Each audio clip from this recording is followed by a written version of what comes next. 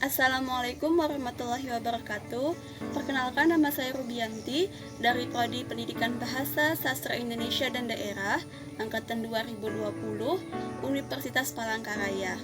Di video kali ini saya akan menyampaikan materi ilmu pengantar sastra tentang paradigma, pendekatan, teori, dan metode.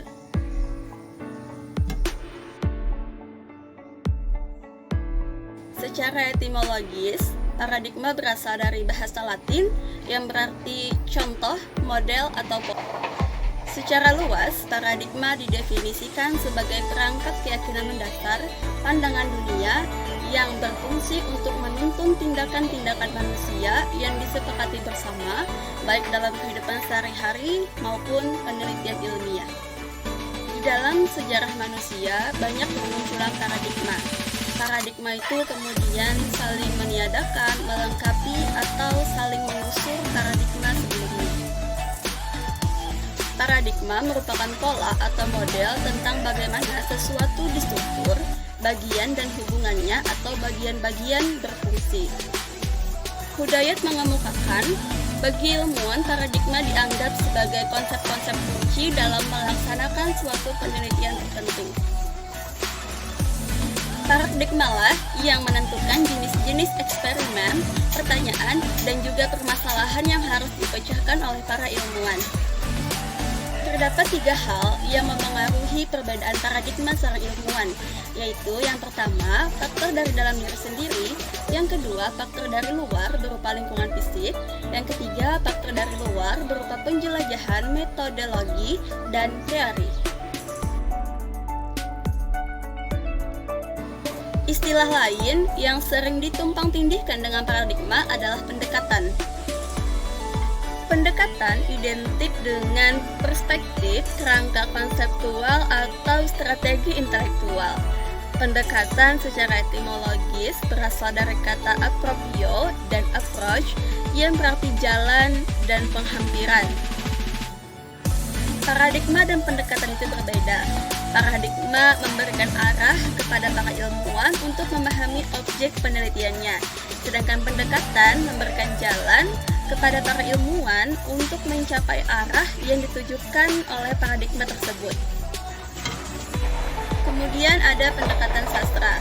Pendekatan sastra sendiri terbagi menjadi 9, yaitu pendekatan ekspresif, mimetik, pragmatik, objektif, marxis, fungsional, sosiologis, psikologis, dan poststrukturalisme.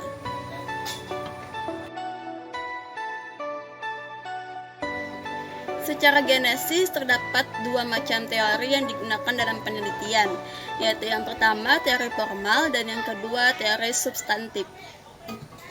Teori formal adalah teori yang sudah ada sebelumnya sehingga peneliti sudah bisa langsung memanfaatkan dan menerapkannya. Sedangkan teori substantif adalah teori yang diperoleh dari manfaat, hakikat, dan abstraksi dari data yang diteliti. Teori berasal dari bahasa Latin yaitu theoria. Secara etimologis, teori berarti kontemplasi terhadap kosmos dan realitas. Teori berfungsi untuk mengubah dan membangun pengetahuan menjadi ilmu pengetahuan.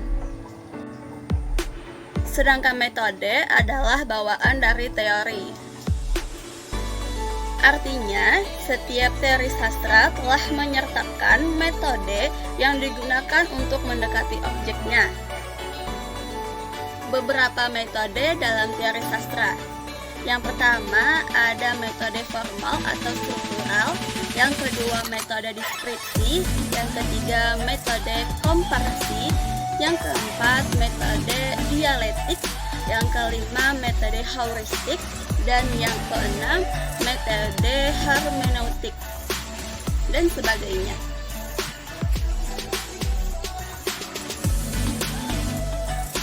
Teknik pengumpulan data yang baik dan tepat akan menjamin kesuksesan analisis data. Peneliti perlu memahami karakter data dan bagaimana mengumpulkannya untuk selanjutnya dianalisis. beberapa hal yang harus dipahami sebelum pengumpulan data adalah: yang pertama, peneliti sastra harus mempertimbangkan bahwa penelitian yang hendak dilakukan masuk dalam wilayah penelitian lapangan atau kepustakaan. Yang kedua, peneliti memahami secara gamblang tentang fokus penelitiannya, sehingga dapat menentukan data yang bagaimana yang dibutuhkan.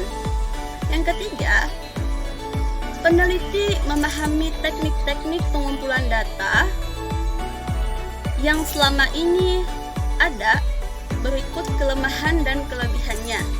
Yang keempat, peneliti memahami hakikat karya sastra sebagai objek penelitiannya, sekaligus memahami karakteristik data yang ada dalam karya sastra. Untuk teknik pengumpulan data sendiri terbagi menjadi 5 teknik. Yang pertama, teknik simak catat. Yang kedua, teknik studi kepustakaan. Yang ketiga, teknik pengamatan atau observasi. Yang keempat, teknik wawancara atau interview.